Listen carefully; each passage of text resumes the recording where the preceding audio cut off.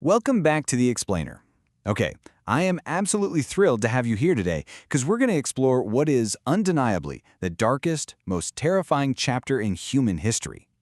But we aren't just going to look at the devastation. We're actually going to look at the incredibly surprising dawn that it created. Today, we're tracking a microscopic killer that shattered the medieval world only to accidentally lay the very foundation for the modern one. Get ready, because the scale of what we're about to cover is literally mind-bending. Picture this. It's October in the year 1347. 12 wooden trading ships just drift into the quiet harbor of Messina, Sicily. The harbor masters row out to inspect the fleet, and what they find is a scene straight out of a nightmare. The sailors on board are either already dead or they're dying, their bodies covered in these black, oozing boils. The few who are still alive are desperately begging to be put ashore. The harbor masters immediately order the ships out of the port, but their warnings came entirely too late. The ropes were thrown, the rats scurried down, and the end of the medieval world had officially docked in Europe. Okay, let's dive into this. Part 1. Origins of the Plague, the Microscopic Menace. To figure out how this horror story actually started, we've got to leave Europe and travel back a decade earlier, deep into the vast grasslands of Central Asia. We have to look at the culprit.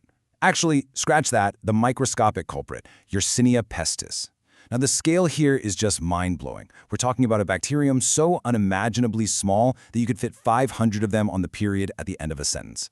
No way, right? Yet, it was about to wipe out up to 200 million people. In 1340, this bacteria started killing millions of rodents across the Mongolian steppe. The fleas living on those dying rodents desperately needed new hosts, so the bacteria jumped from dying rodents to fleas, from fleas to rats, and finally from rats to human hosts. So these infected fleas hitched a ride on rats, and those rats boarded the very ships and caravans that connected the world.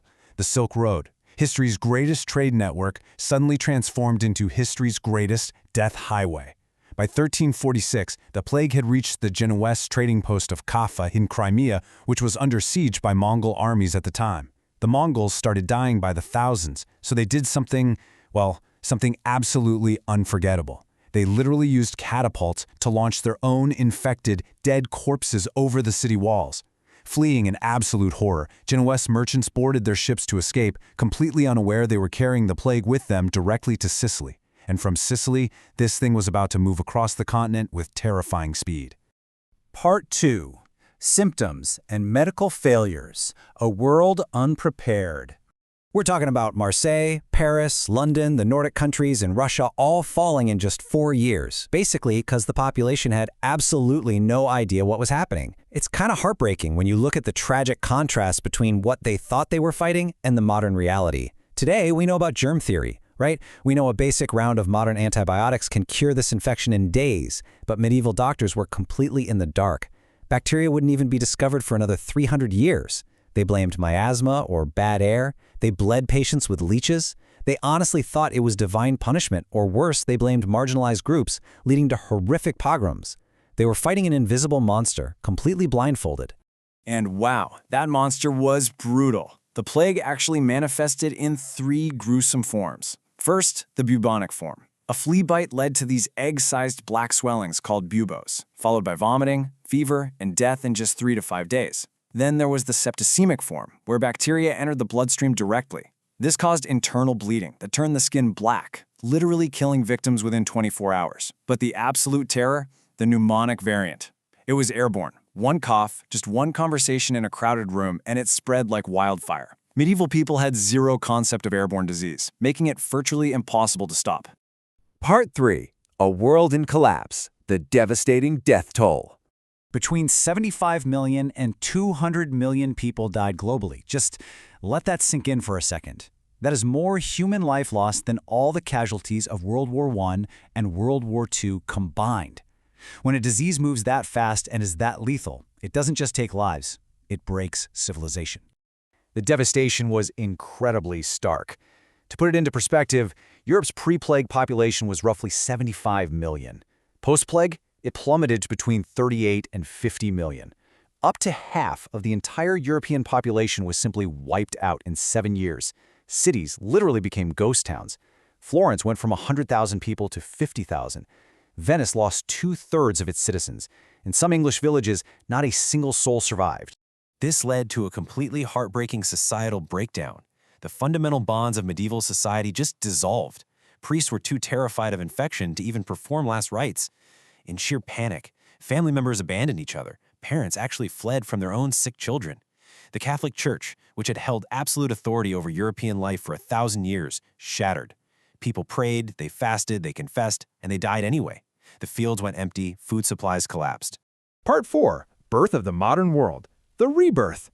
But here's the thing. Out of the darkest wreckage imaginable, a new world began to grow. The crucial takeaway here is leverage. This is the massive silver lining nobody really talks about. Because half the workforce was gone, the surviving workers suddenly had unbelievable leverage. Lords desperately needed laborers, which meant serfs could finally demand actual wages. Wages shot up, completely collapsing the rigid system of feudal serfdom. It was a real game changer. And at the same time, because so many traditional doctors died, the strict class rules around medicine loosened up, allowing surgeons to actually study human anatomy. Artists, having witnessed such profound suffering, shifted from stiff religious symbols to striking realism. Basically, out of the ashes of the Black Death, the spectacular explosion of art, science, and humanism that we call the Renaissance was born.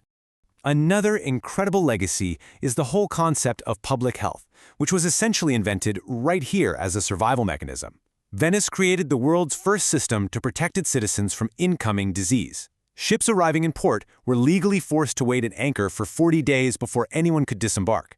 In Italian, 40 days is quarantina. That's right, the very word quarantine was invented directly in response to the Black Death. Part 5. Surviving Tomorrow. What 1347 teaches us. You know, history isn't just a collection of old dates. It's the ultimate mirror for our own lives. When the COVID-19 pandemic swept across the globe in 2020, we were terrified, and rightfully so. But let's look at the comparison. We had antibiotics for secondary infections. We had the germ theory of disease. We had epidemiologists, global coordination, and vaccines developed in record time. The people of 1347 had absolutely none of that, and yet civilization still survived. The Black Death taught humanity that pandemics are biological events that can be understood, studied, and defeated. Every modern public health advance traces its roots back to the brutal lessons learned after 1347. So, I want to leave you with this question to think about. Which part of the Black Death's dark history, or its completely surprising silver lining, shocked you the most? Think about it. Out of history's darkest, most devastating moment came the exact seeds that grew into the modern, enlightened world we enjoy today. Thank you so much for joining me for this explainer. Keep questioning, keep learning, and I'll see you next time as we uncover more fascinating truths hidden in history.